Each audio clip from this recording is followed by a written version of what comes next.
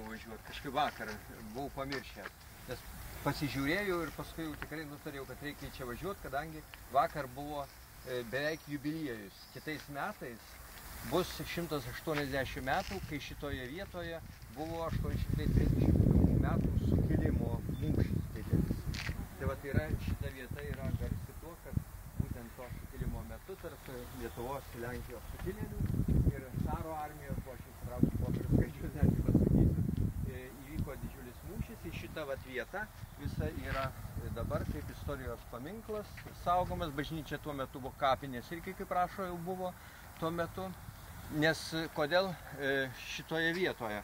Todėl, kad būtent buvo kovojama dėl Vilniaus, nes Vilniaus sukilėliai buvo užėmę, paskui atvirkščiai, paskui sukilėliai norėjo atsiimti ir būtent šitoje vietoje prieigose miesto ir patogi tokia pozicija iš vienos ir iš kitos pusės, kalvotos vietos.